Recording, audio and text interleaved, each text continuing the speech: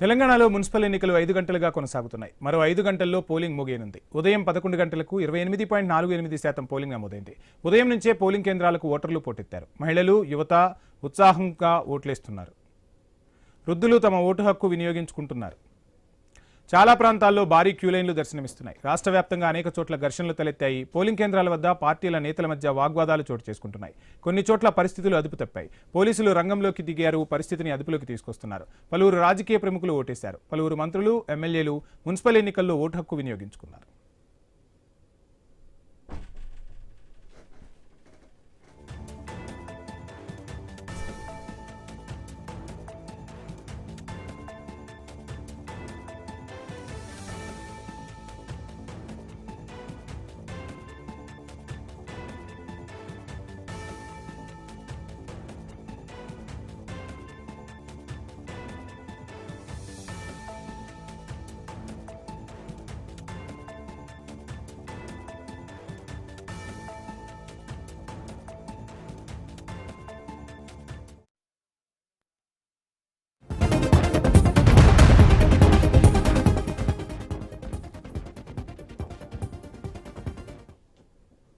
Breaking చూస్తున్నాం. నల్గొండ 32వ డివిజన్లో తీవ్ర ఉద్రిక్త పరిస్థితి ఏర్పడింది. వేరే ప్రాంతానికి చెందిన వ్యక్తులతో ఓట్లు వేయిస్తున్నారని కాంగ్రెస్ నేతలపై బీఆర్ఎస్ నాయకులు ఆరోపించారు.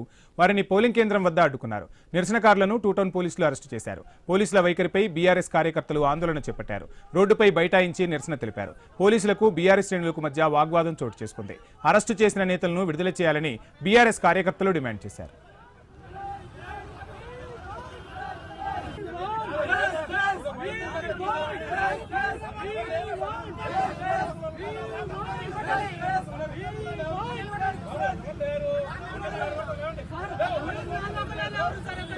ఏం చేస్తారు మీరంతా?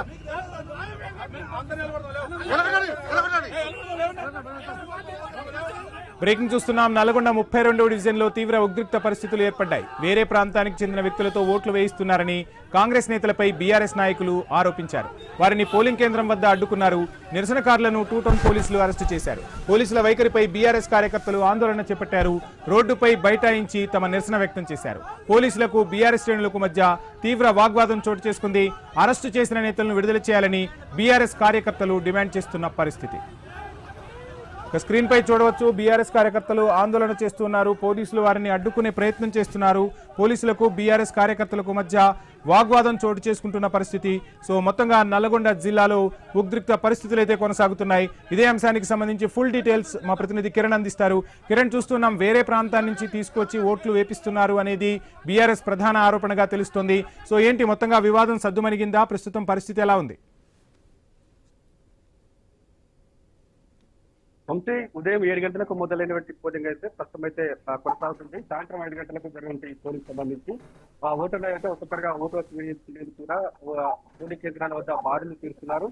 నల్గొండ టౌన్ లో 32వ వార్డు సంబంధించి అక్కడ కాంగ్రెస్ పార్టీ మేయర్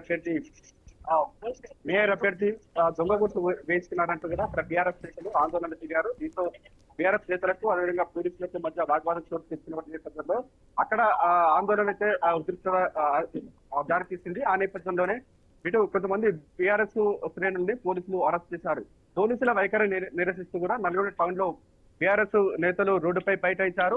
అరెస్ట్ చేసిన వారిని విడుదల చేయాలనేటువంటి డిమాండ్ వ్యక్తం చేయడంతో పరిస్థితి మరింత ఉద్రిక్తంగా మారింది. మాజీ ఎమ్మెల్యే కంచర్ల భూపాలరెడ్డి కూడా జోక్యం చేసుకున్నటువంటి నేపథ్యంలో ఎవరైతే అరెస్టు అయినటువంటి కార్యకర్తలను విడుదల చేయడంతో కూడా అక్కడ వివాదం అయితే సద్దుమణిగినటువంటి పరిస్థితి అయితే ఉంది. ఈ విధంగా అక్కడక్కడ చెదురు మొదలు ఘటనలను మినహా కూడా ఉమ్మడి నల్గొండ జిల్లా వ్యాప్తంగా ప్రశాంతంగా పోలింగ్ అయితే కొనసాగుతుంది. ప్రతి పోలింగ్ కేంద్రం వద్ద ఇన్ని రోజులు ప్రచార అస్త్రాలు ఉపయోగించారు, పోల్ మేనేజ్మెంట్ చేశారు. కానీ చివరి అస్త్రంగా కూడా ఇటు పోలింగ్ కేంద్రాల వద్ద కూడా ఓటర్లను తమ ఓట్లు కూడా అభ్యర్థిస్తున్నటువంటి పరిస్థితులు అయితే మనం చూసినాం. ముఖ్యంగా కాంగ్రెస్ పార్టీకి సంబంధించి కాంగ్రెస్ పార్టీ అభివృద్ధి మంత్రంగా లోకల్ గా చేసినటువంటి అభివృద్ధి అంశాలను ఇటు ప్రజల్లోకి తీసుకెళ్లి ఓట్లు అభ్యర్థించారు.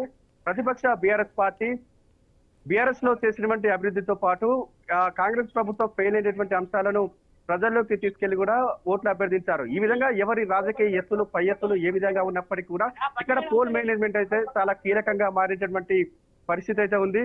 చాలా చోట్ల 17 మున్సిపాలిటీలు ఒక కార్పొరేషన్ ఎన్నికలకు సంబంధించి చాలా చోట్ల పోల్ మేనేజ్మెంట్ కీలకంగా మారింది. బీఆర్ఎస్ అదేవిధంగా కాంగ్రెస్ వర్గాల మధ్య తగ్ ఆఫ్ వార్ పోల్ మేనేజ్మెంట్ నడిచింది. ఒక అభ్యర్థి 3,000 ఇస్తే ఇంకో అభ్యర్థి 4,000 ఇవ్వడం, 4,000 ఇచ్చిన ఆ అభ్యర్థిని మించి 5,000 ఇవ్వడం వంటి పోటీ పోల్ మేనేజ్మెంట్ చేసినట్టుగా తెలుస్తా ఉంది. కానీ ఇక్కడ రాజకీయ అస్త్రాలు, ప్రచారాస్త్రాలు ఏ విధంగా ఉన్నప్పటికీ, పై ఎత్తులు ఏ విధంగా ఉన్నప్పటికీ మాత్రం పోల్ మేనేజ్మెంటే చాలా కీలకంగా మారినటువంటి